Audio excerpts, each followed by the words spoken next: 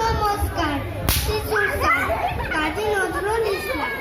আমি হব সকালবেলার পাখি, সবার আগে কুসুম বাগে উঠব আমি ডাকি।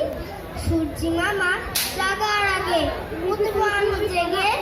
হয়নি সকাল, ঘুমাও এখন, মা বলবেন রেগে।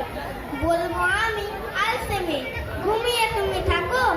হয়নি সকাল তাই বলে কি সকাল হবে না গো।